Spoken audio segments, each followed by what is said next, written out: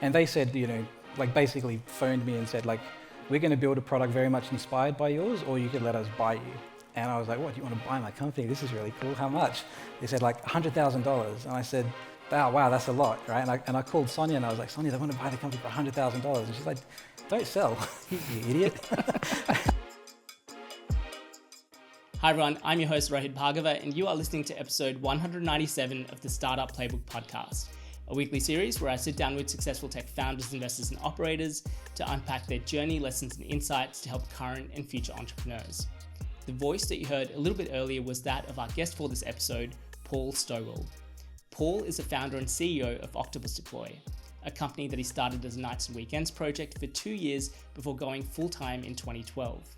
He then bootstrapped the company for almost a decade before going on to raise Australia's second largest VC funding round ever, raising 172 million US or 222 million Australian, led by New York-based Insight Partners in 2021.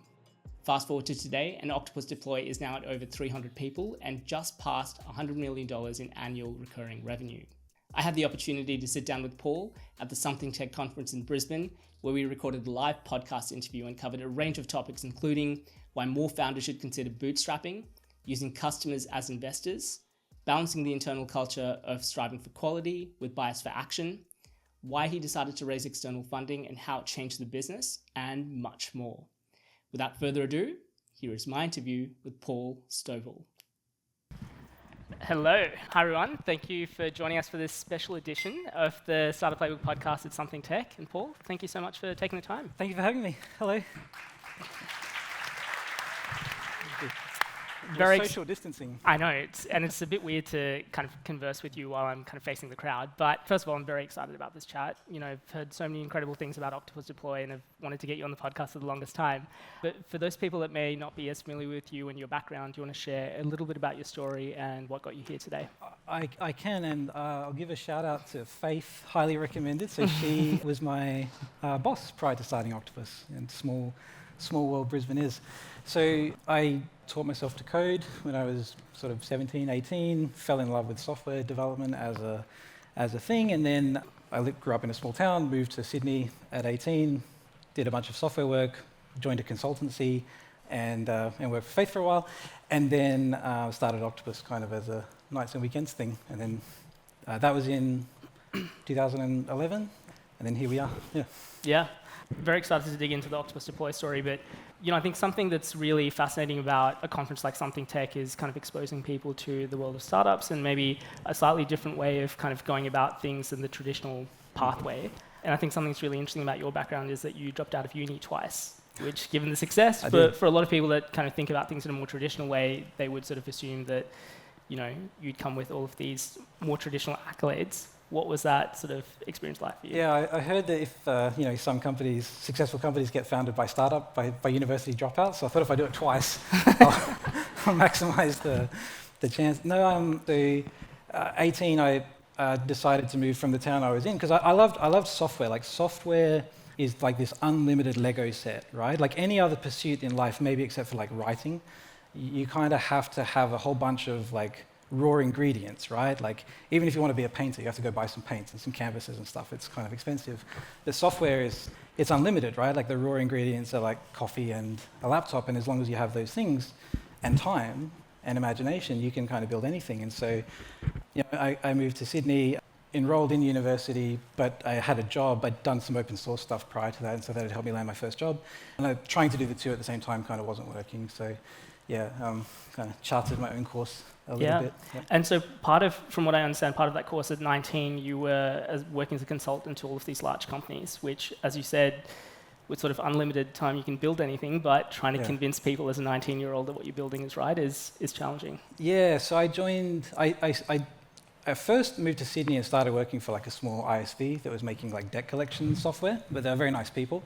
And then I started doing like a lot of user group talks and just kind of getting out there and sharing what I was learning, because like, hey, I'm 18, I know everything, right? So that's what I did. And then, so the consultancies kind of met me and suggested to come and join. And I started then working at like, they would send me to like a bank or something, and I would turn up as the 19-year-old like, hey, I'm the consultant, so I'm here to teach you some stuff.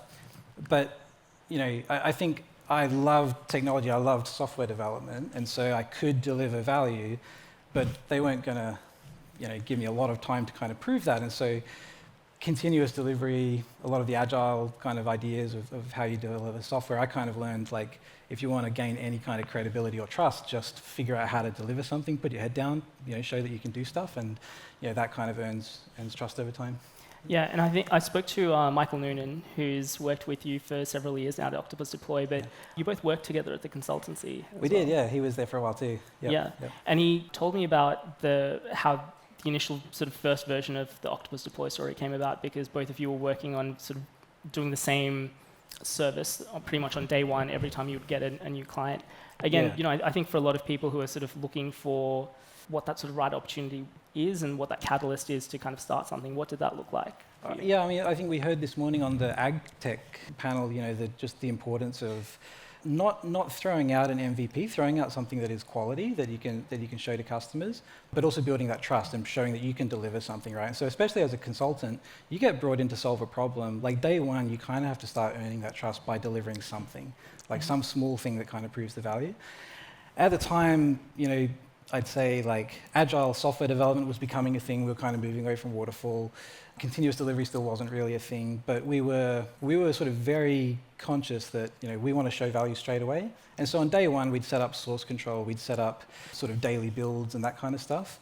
And then you'd kind of spend 6 weeks on the phone to Telstra, trying to get access to the data center to deploy something, right? And so like the gap between we've started writing some code to we can show the customer we've got something of value was way too long, way too frustrating, way too hard to iterate on. And so Octopus was kind of born from that. Like I wanted a deployment automation tool. That's what we do, by the way. We do like DevOps automation stuff. It was kind of born from like wanting to solve that problem for myself, and started it as like a hobby project initially. Yeah. Yeah, and from what I understand, it just took a couple of weeks from when you sort of first had the idea to putting together the first version. Yeah. In fact, Faith made me go to some marketing thing that the consultancy was doing at the time, and it was really boring. So I started kind of writing some of it then, and and then like that was like threw that away and rebuilt it a bit later. The idea had kind of stuck with me, I think, for a while. And what I did, I kind of just started blogging. So I like to write.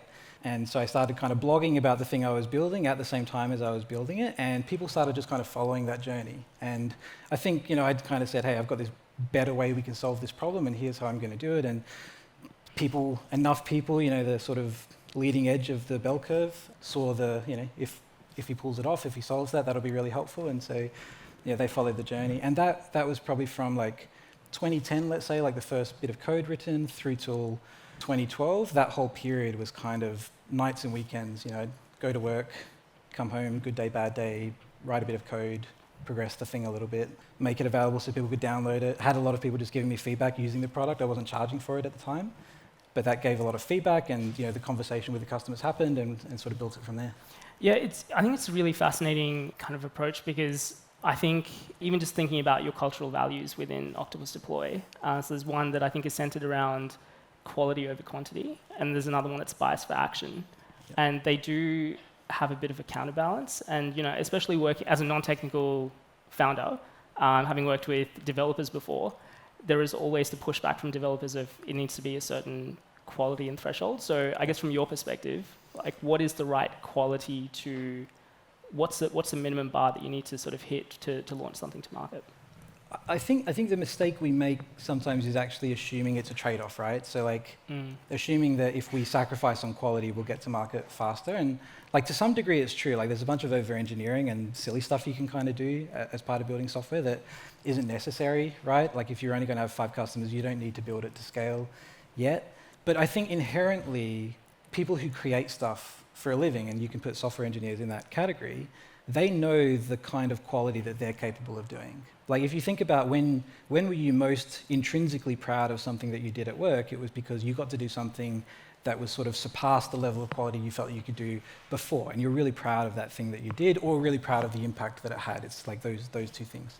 And so I think at Octopus we probably do lean a lot on giving engineers room to do that. Like you don't want people feeling like I can do this level of quality, but the company's making me do this. And as a result, like I don't feel a lot of pride in what I'm doing, and I don't care that much about it, and I'm going to spend my nights and weekends working on something that's better quality because that's more fun. we kind of actually try and create a lot of room for that at Octopus. Yeah, and as you mentioned, there was a 2-year period when you were working on this on nights and weekends. What was that tipping point again for you in 2012 that made you quit your job and go all in? Yeah, so it was nights and weekends. I was contracting at the time. I'd moved to London and I was contracting at Credit Suisse and not really enjoying it. So there was a combination of like, it's a good paying job, but I actually don't want to do this anymore. I want to do something else. And Octopus, I think, I was building because I just wanted to build it. Like I just wanted to build something that I would use and that other people would like. It wasn't built as a business. It wasn't meant to be a business. I was a big fan growing up of like, has anyone read like Joel Spolsky's blogs or Eric Sink? Maybe going back a bit, but they kind of wrote a lot of the original business of software kind of stuff, like how do business models and software kind of go together. And so I was always fascinated by that. And then 2012, there was a company in the UK, Redgate Software. They'd started using the product. They were using it. They were liking it. They decided to build a competing product. You know, there's a kind of a long story there. But eventually, I guess where it culminated was like I had to quit my job and move back to Brisbane. Became my wife, Sonia, at the time. Moved back to Brisbane and was like, I can either get a job or I can make this full time. And there does seem to be a lot of people using it. They do seem to be liking it. Maybe I'll start asking them to pay for it. And they did. And within probably the first month of monetizing it, and this, keep in mind, this isn't an overnight thing. This is like 2 years of working on something every night and weekend. But that moment that we started charging for licenses, it started making like $8,000 a month. And it kind of just slowly and steadily grew from there. And that was enough, obviously, not to have to get another job. So I actually did want to pick on the Redgate story as well, because I did speak to Simon from Redgate, who, as you said, was competing with you for a little while. He did tell me that you had 15 people on the team. How big was your team?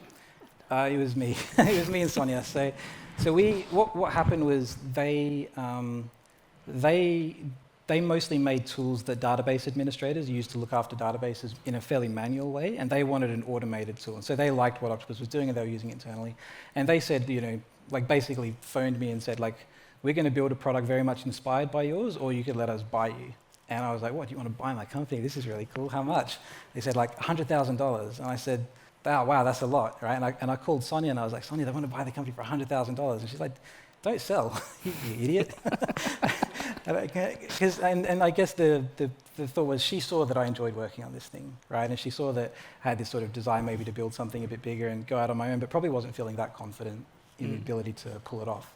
And so to me, taking the sort of early check was, attractive, but she encouraged me to kind of stick with it. So a few weeks later, they call back and they're like, $400,000. I'm like, Sonia, it's $400,000. We're doing this. And she's like, no, I don't think you should.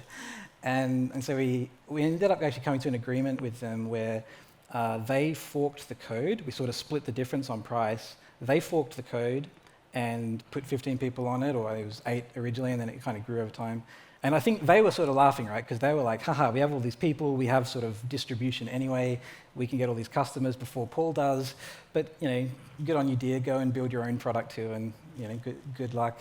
And I left their office after about 6 weeks of teaching their engineers how to maintain the code base, thinking shit, sorry for swearing, but this is going to be really hard. They were really smart engineers. And so that's when I moved back to Brisbane. We turned it into a business kind of overnight, started working on it. And I think hired our first contractor or something at the time. And then we just sort of went hell for leather trying to build something that was more valuable than what they were doing. And they were a bigger company, so they got distracted on all the stuff that doesn't matter. They spent ages rebuilding the permission system. They spent ages changing the style sheets, for the app. We spent our time deploying software better. And so then 2 years later, 2 years of sort of competing head to head with them, they kind of gave up and they approached us and said, look, we've got 500 customers for this thing, but you're winning in the market, can we just invest in you and we'll give the customers to you? And for that was helpful, and that brought Simon to the board, and he's added a lot of value since. Yeah, and from what I understand, he put in $2 million and exited for somewhere like 100 mil. Yeah, he's done all right. Yeah, not a bad outcome in the end. We're going to take a very quick break from this podcast to talk about an important issue, which is the growth of your business. Specifically, how long sales cycles when selling to large enterprise customers can slow down progress for so many startups. Unfortunately, a portion of this is out of your control, but something you can do to accelerate your sales cycles and sell to bigger customers is to demonstrate your security compliance with standards like ISO 27001 or SOC 2.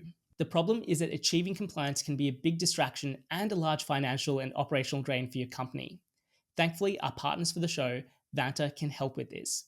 Vanta automates up to 90% of compliance, getting you audit ready quickly and saving you up to 85% of associated costs. And Vanta scales with your business, helping you continuously monitor compliance, unify risk management, and streamline security reviews. There are over 7,000 fast-growing companies like Atlassian and Dovetail that use Vanta to build trust and prove security in real time. They've been supporters of the show for a while now and are doubling down in their support for our community by offering $1,000 US off their plans. To access this exclusive offer, head over to vanta.com/playbook. That's VANTA.com/playbook. All right, let's get back to this episode. Again, I think that's a really fascinating story again for a lot of startups that are competing in competitive markets or they have a really big sort of incumbents. It can be really daunting and difficult to say, these companies have a lot more people, resources, established brands. How will I compete? And as you said, you just kind of focused on working on the really critical things. When you're in the middle of running a company, there's a million things that are kind of flying at you that you need to deal with. Do you have any advice in terms of how you can really sort of pare things back and hone in on the things that are the most important? I think that focus that you have as a startup, not losing that is just so critical. So even, and it's funny, so now with 300 employees, we're 100 million in revenue. We've kind of grown 30 to 50% every year for the last 10 years. We've been profitable for 9 out of those last 10 years. And even now, every year, the conversation is okay, we're getting more ambitious because we're bigger, but how do we focus it? How do we focus it? Because you have an idea of long-term what the thing that you're trying to build is and what the market looks like and how much of it you can reach. Mm-hmm. And there's so many distractions that crop up, both as a small startup trying to explore all the opportunities for growth, but even as a large company, it just kind of gets worse. And actually, I think in those days, there was no ideal customer profile. It's anyone with a software team is our customer. Now it's no, it's an enterprise that has at least 10 different software teams and it has this size and shape. We are more focused now than we were before. And I think that's where enterprise, larger companies do struggle to compete with startups because there's so many distractions. There's so many people who want to build their own empires and different products and stuff to look after. Yeah. Well, one of those distractions can come in the form of investors that reach out and want meetings. I think in a separate conversation, you and I spoke about you were approached with investment early on. If anything, for you, that was an inflection point to go, what are they seeing that I'm not seeing? Yeah, because so when my inspiration growing up were these folks who are running small software businesses, right? They had 5 employees, they had 6 employees. And to me, software is not a capital intensive thing. There's nothing intrinsic about software that makes it capital intensive. The raw ingredients are coffee and a laptop. If you have a coffee and a laptop and you can find the YouTube video on how to code, you can kind of learn it and figure it out. It's not beyond anyone in this room. And so there's nothing that should require raising a lot of capital to get a software business off the ground. And so, but also I think investors are looking for big exits. They're looking for big opportunities, billion-dollar outcomes. And that's not what I was trying to build. I was trying to make a thing full-time so I didn't have to work for anyone else. And then maybe at its absolute biggest, we might employ 5 people. And that'll be really fun because I get to write code on the stuff I want to write code on and work with 5 really cool people. And that's success. That's all we were aiming for. So we never put a pitch deck together. We never invested. We never looked for investors. We never even really considered ourselves a startup. So even I come to events like this and people are like, oh, do you know this organization? Do you know this thing that's involved in startups? I don't, because I've never felt part of it, I guess. We're just a business, making a profit. And then, but we had, over time, you get noticed, right? So what happens is later stage investors start to see the traction because they're talking to other companies, they're talking about what products they're using, they're hearing the momentum in the market, and so they start emailing you. And it becomes, at first it's exciting and you start talking to them and you realize it's really a waste of time for the most part. And then, we had investors sort of coming and pitching to us for quite a while. Yeah. And as you said, it started off very much as a nights and weekends project. You envision this as maybe hiring 5 to 10 people. When did that change? As you mentioned now, you're at sort of 300 people generating $100 million a year in revenue. Again, what was that sort of tipping point like? And I guess what had to change for you in terms of how you sort of thought about the business or your kind of day-to-day? I think when you meet a good sales executive and they won't say I've been in sales for 20 years, they'll say I've been in sales for 80 quarters, right? That's how you know it's sort of someone who is a career salesperson. And with Octopus, it was always we're going to employ 5 people, we're going to build some software that we want to use. The market's probably not very big, but that's fine. We're not trying to build something big. We just want to make a profit so we can control our destiny.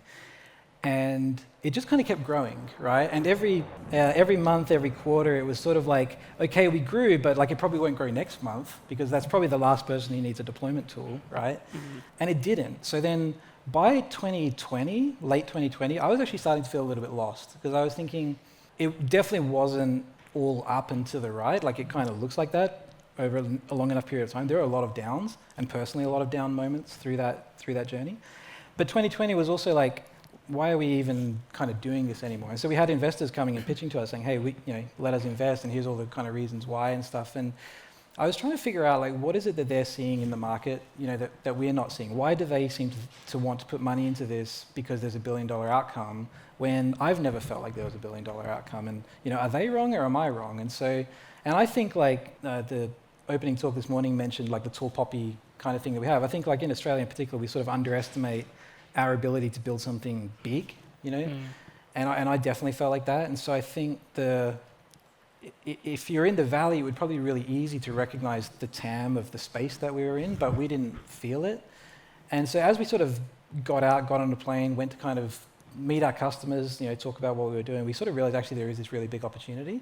And so like the process I kind of went through, because we did eventually bring an investor on in 2021, was trying to figure out, okay, I had this dream, and it kind of came true probably like 5 years ago, and I hadn't really realized. Now we're here. What am I going to do next?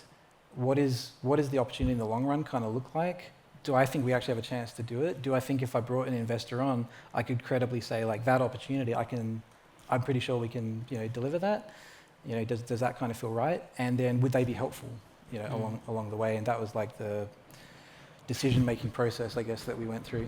Yeah, and again, something back to kind of what you referenced earlier is it can seem like just two opposite ends of the spectrum, and you have to pick one. You have to either be bootstrapped forever, or you have to raise funding. Well, I guess once you raise funding, you can't get off that ship.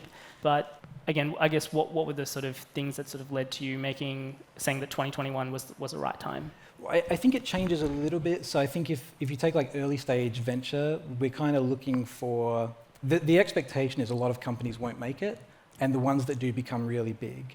As you get more mature as a business, you've got years of profitability maybe behind you, or maybe not, but at least you've got kind of the growth, you've got a proven TAM, you've got product market fit, all of those things. Investors aren't really underwriting that massive outcome. They're sort of saying like, if we invest in you now, you're probably not going to die, like you've probably reached. So at the time in 2021, when that investment closed, we were at about 30 million in revenue. So we'd grown from up to about 30 million in revenue.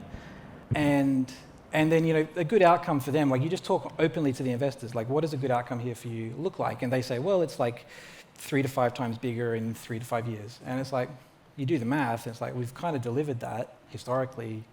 We probably can deliver that actually. And, you're kind of saying that you're going to help us do that too. So I think like for me, like raising money from someone at any stage in the company, there is like an obligation that you have to at least have a plan to return that, and at least kind of make every effort to do that, get on every plane that you need to get on to kind of deliver that return. And I didn't feel comfortable that we could do that in the early stages of the business, but the later stages, it sort of feels like we can. What do you think changed internally, if anything, post taking on capital? So I think like the bargain for employees changed a bit. So up until that point, because the goal was hire a handful of people, have some fun writing some code, without a big exit plan, we felt very uncomfortable with the idea of like giving employee stock options, for example, because if you're giving employee stock options, that comes again with a promise of like put your labor in and you will get some kind of reward in the end. But if you have no intent to exit or sell, or no realistic plan to do that, I think that's wrong to do. So we didn't do it. But then when we brought Insight partners on from New York, and we said like there's this large TAM, we think there's not just 100 million of ARR here, there's $1 billion of ARR, and we're probably best positioned to go and get it. That's what we started steering the company towards. That was aligned with them, and so we wanted to make sure employees were aligned with it too. And so we sort of brought in a stock option program. We took the length of service everybody had up until that point, and we sort of found a way to make it square out. Yeah. That was a big change. I think nothing really about the culture changed though. Like. We in fact, like we talk about like bootstrapping and then venture funded kind of on like a spectrum, but actually it's kind of not. I think it's like there's 2 degrees. So there's like, you can be bootstrapped and losing money, right? That's like the quadrant you really don't want to be in because it's your money. You can be bootstrapped and making money, right? And then you can be venture funded and losing money, and venture funded or have investor backing and be making money. And suddenly, like, all the investors have been telling us to do that for years and years, right? But like, actually, what they're probably pushing most companies to do is to be in that bottom quadrant of, go for hyper growth, grow at all costs, burn money if you need to, because don't worry, there's always another funding round. That's changed completely, right? Like, not only are investors not funding follow-on rounds for so many companies, the investors themselves are starting to kind of close down and wind up funds, right? And so suddenly, like, we all have to kind of figure out how to get back up into that profitable thing, but that's not, everyone thought that would be really easy. It's really not. There's so much discipline involved in actually getting a company to profitability, and that's something that we agreed at the very start of, like, okay, you can kind of join, but we're a profitable company. It's part of our DNA. We're staying profitable. And they weren't Silicon Valley investors, they were New York investors, so they were like, yeah, we've heard of profitability too. let's do that. Yeah. What does that discipline look like in action? It's so, like, being profitable is really easy but really hard at the same time. Like, all you have to do is not spend more than you make. Like, it's really that simple, right? But it's also really that hard because every year you start your planning cycle or something and you say, like, oh, we need a team to do this, and we need some more salespeople in the UK, and we need, all these sort of asks on the business that are underpinned by maybe not realistic growth expectations through the year as a way of sort of paying it off. And you just have to be really disciplined about that and say, like, no, like, we're gonna be profitable, we're gonna make 10% profit or whatever it is that you aim for, and just unfortunately say no to all the other stuff. But if you built kind of a culture of, like, that's not, I think that's a really hard thing to reverse. I don't think many companies can do that successfully overnight, because often when they do, what you see is, like, they flip to profitability, but all the growth tanks because the efficiency of the sales and marketing motion kind of wasn't there. For us, we spend, for every $1 of ARR we add, we spend like $1.10 or something. So it's really not a very expensive process to add recurring revenue for us. But for companies where, one of our competitors, it's bigger than us, they raised tons of funding, and, like, they burned $100 million in 1 year, right? And, like, a sales and marketing machine where they spend $4 to add $1. Like, we've got a much more efficient machine. They've got a lot of cash to burn, and, who's going to kind of win out of that, we'll see. What does that look like, on the day-to-day? So you can have these, like, plans over a 12-month period, but there might be opportunities. Simon yesterday spoke about how he looks at Facebook ads on a daily basis and kind of identifies opportunities to pour the gasoline on to go harder at opportunities. Do you have the same kind of philosophy or approach inside Octopus, or is there more, here is the strategic plan and roadmap, and then that's just what we're sticking to? Yeah, I think, like, when it comes to, like, go-to-market, I suppose, because they're, like, I guess, like, high level, if you think about your plan for the year, the way we approach it is, we've got a revenue growth goal, right? Like, historically, we've grown 30-50%. We want to maintain that process. We had a product-led growth motion, so part of that actually was really hard to control. You couldn't kind of spend more money on product-led growth and get more growth out of it. It kind of just grew at its own natural kind of flywheel pace. But since then, we've sort of layered on more of an enterprise sales motion, so there is more of a correlation there between, like, what you spend on sales and what you get in. It's not a massively great ROI, but it has some good ROI and some predictability to it.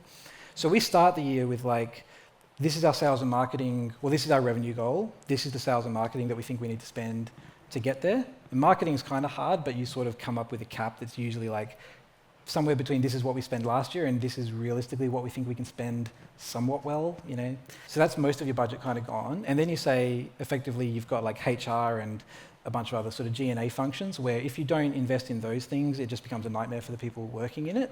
And so because you're hiring these sales and marketing people, you need more HR people or more finance people or, whatever it is.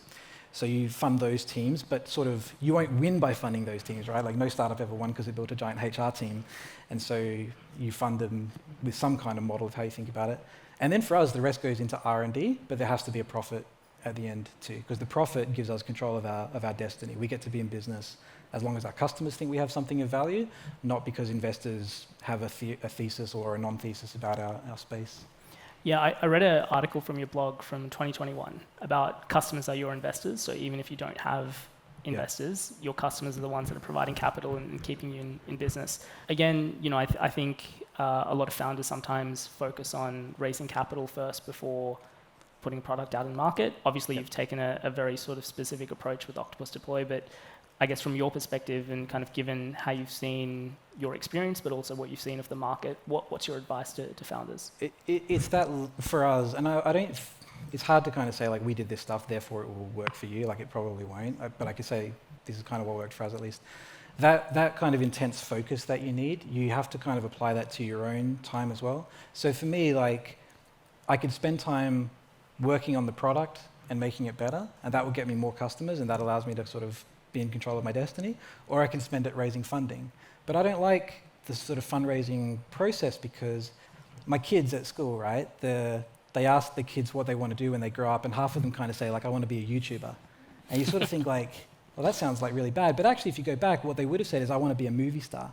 But there's a huge difference because to be a movie star, you had to kind of go to the right acting schools. You had to be discovered by someone else. There was a gatekeeper that decided if you could be a movie star. But the kids today, if they want to be a movie star, they get to just record a video with a camera they already have and put it on the internet. And if people like it, you know, they'll get traction.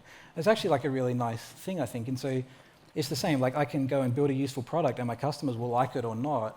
And I deserve to be out of business if they don't like it. And I deserve to be in business if they should. And I don't kind of require a handful of gatekeepers to decide if my business, you know, survives or not. And I think too, like the idea that I've always been somewhat independent, and so like the idea of having to, I guess, ask for someone else's permission to do things and to run a business in a particular way, like it has never sat well. Mm-hmm. Whereas again, like just delighting customers is, of all the things I'm going to spend my time on, it's that. And so even in the early days, like we didn't look at what governments did to support emerging businesses or what grants were available or any of that stuff. We just focused on like, my goal today is to write some code, answer some support tickets, and write a blog post to get more people to try my product. And that's it. Like, say no to everything else. You would have heard me say many times on this podcast before that I am such a big believer in surrounding yourself with the right people. And that's why I'm delighted to partner with Sender. Sender is the OG startup accounting firm in Australia catering to all stages of your business life. If you're busy running your startup, you don't always have the time to balance your own books or do forecasts, and instead you can fully outsource your finance function to give you the time, energy, and resources that you need back to do what you do best, which is growing your business. They have a dedicated focus on founders, funders, and startups, and have an experienced team that can help you with everything from managing your tax to balancing your books to even helping with your exit strategy. I trust and use them with all of my businesses and can't recommend them highly enough. To find out more or to speak to Gareth and the team, head over to sender.com. That's SCENDAR.com. All right, let's get back to this episode. And obviously a big part of doing that is surrounding yourself with the right people, the right team. I spoke to both Michael and Bob who have both been with you for quite a while, who both said that they discovered about your roles through tweets that you put out. I guess how important, I think that's one of the big challenges for a lot of companies is once they kind of get off the ground, get funding, is trying to attract talent. How important has that been for you in terms of sort of building your profile, or again, like how have you sort of thought about approaching that in attracting the right talent to work? It's like the most important thing you do, for sure, like getting the right people on the bus, if you like, and making sure they're still the right people on the bus. That's much harder. And they do, like, the name company, right? Like you think of like what a company means, like being in good company, like being surrounded by good people that you want to come to work with. Like sometimes I think the mistake we make in hiring, I certainly made this a lot, is it's like, oh, this person worked at Microsoft or something, therefore they'll be amazing and add a lot of value. Actually, like there's smaller tells which are like, do I look forward to talking to this person? Like I've spent a day with them, but I really don't feel like spending day two with them. But they have all these credentials, and so that's how I should make the hiring decision. But actually, what you find though, like at least for me, you don't invest in people if you don't enjoy actually being around them and spending time with them, and like you playing with them, I suppose, in the sense of like you're trying to build something great, they're trying to build something great, and you're doing that as a collaboration, and you look forward to it.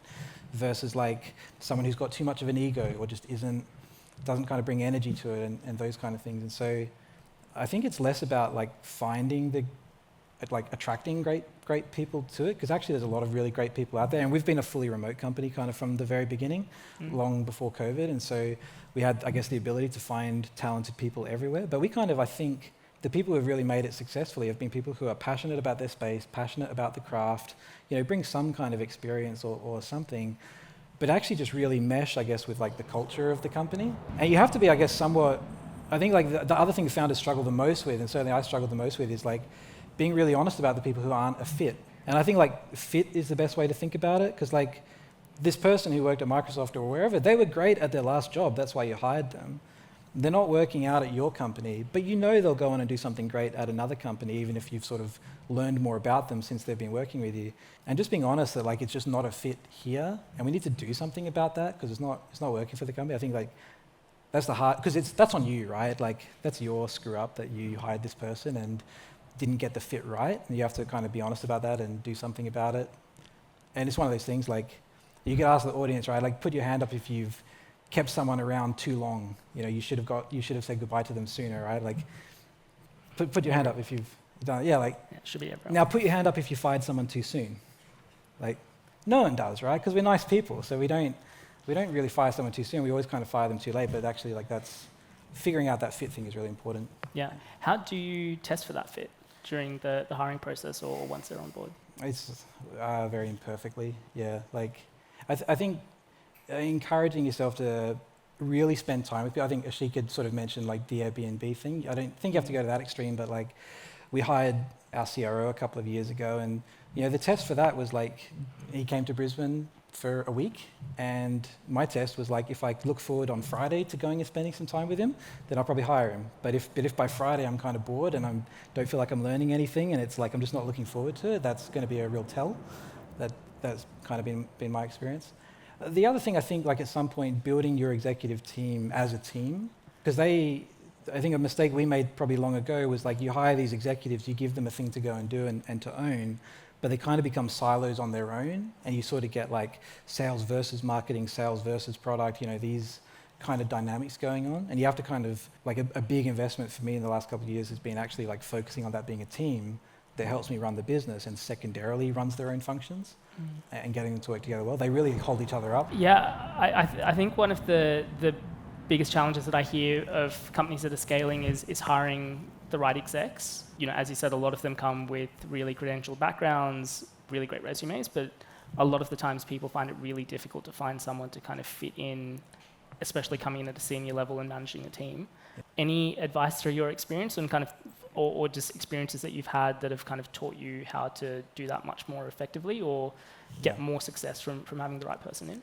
We kind of have this saying, I guess, that we've learned over time. So I can tell you like some of the screw-ups that we've made and then sort of what we learned. The screw-ups were like quite often we hire an executive because there's something that we don't do very well and we want to hire someone to kind of fix it, right? Like fix and solve the problem.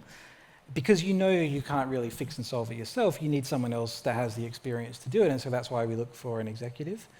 Every time we've tried that, it's failed. Because what happens is like, if you think about your company, there's a bunch of stuff that you're good at, and there's a bunch of stuff that you're not very good at yet, and you want to kind of figure out how to do those things as you grow, because as you grow, every one of those things is the thing that kind of unlocks the next level of growth. Like for us in the early days, we had a great product, but we didn't really do much in the way of customer support. We didn't do anything in the way of sales and marketing.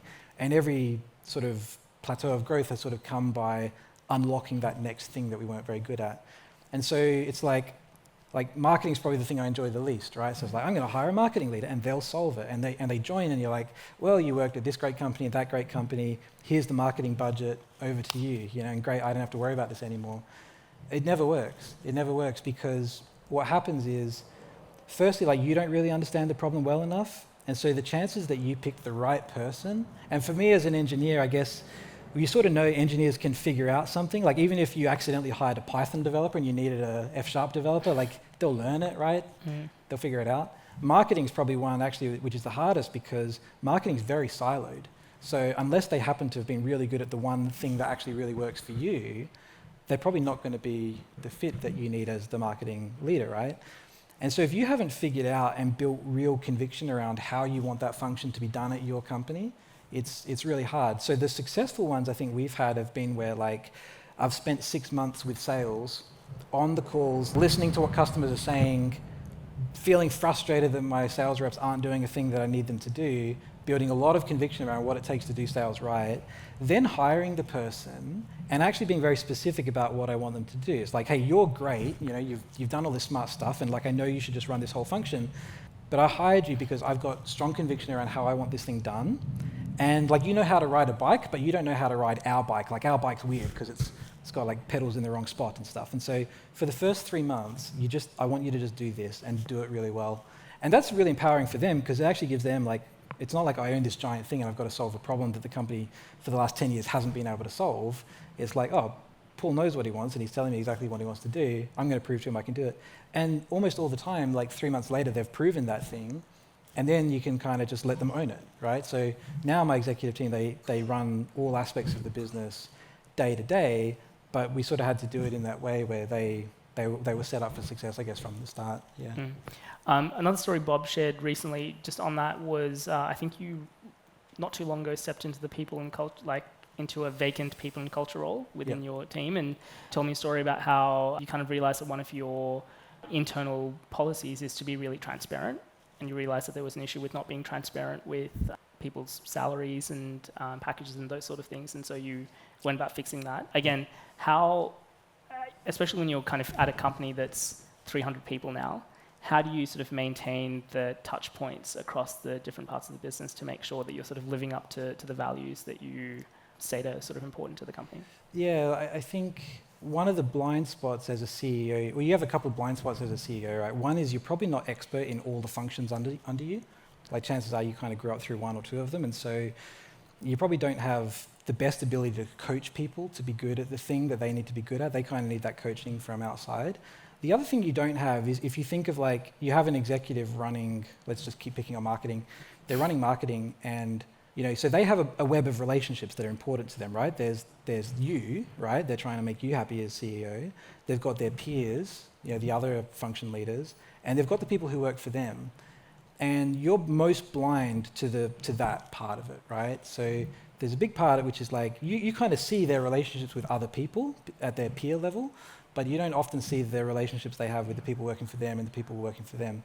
And so you have to do a lot of skip levels and have other things in place that sort of allow you to get a sense of like, the way I want the company to feel when you're working for us, how well is that cascading down? And most of what you do to make that happen is you just model it, right? So like we have a big value around transparency, and a big part of that isn't so much being transparent about the easy stuff. It's really easy to be transparent about the easy stuff.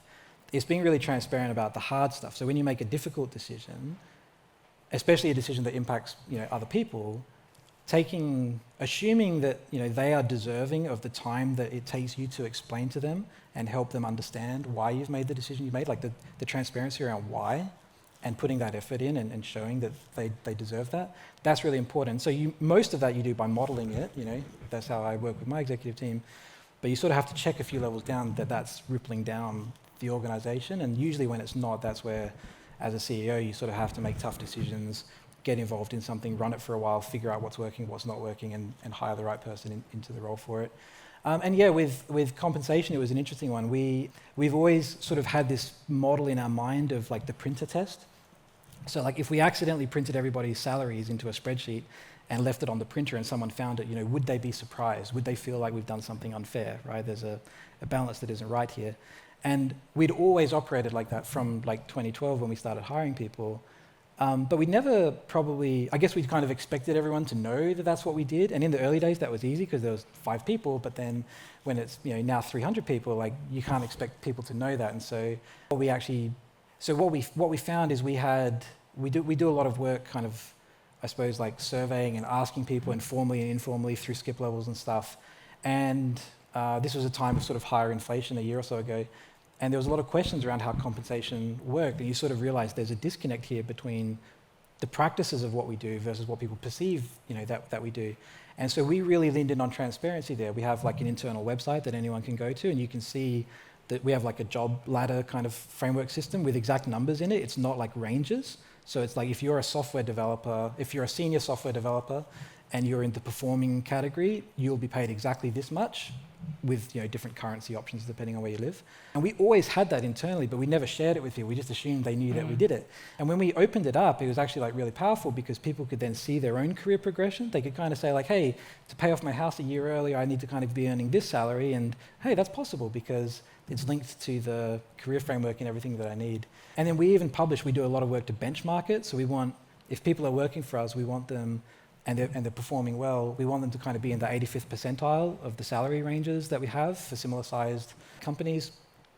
And so we share the benchmarking sources internally, right? So we say that it's 85th percentile, but instead of just hoping that you believe it, and really we're paying you the 15th percentile, we just show the data and they can check it for themselves.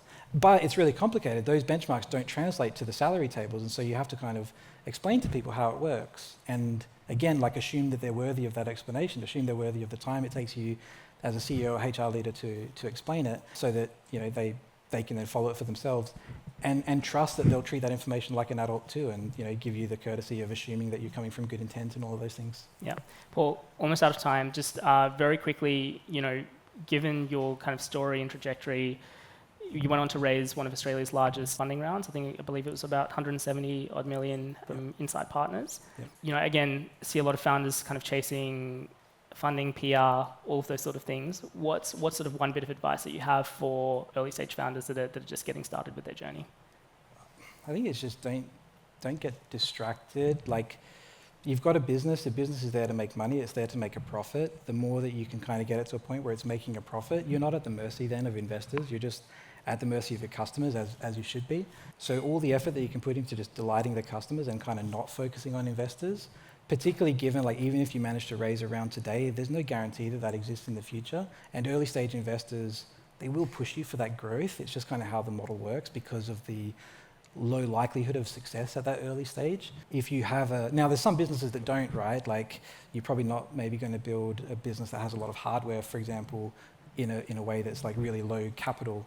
But if you have some path to kind of do that in a profitable way, I kind of feel like it worked for us. Yeah, amazing. Paul, absolute pleasure having you on. Thanks so much for making the time. Thank you. Thank you. Thanks for listening to episode 197 of the Startup Playbook podcast. As always, full show notes from this interview will be available at startupplaybook.co. I'll be back next week with another episode, but in the meantime, if you enjoyed this interview, please don't forget to like, share, and subscribe. As always, thank you for tuning in, and I'll see you next week.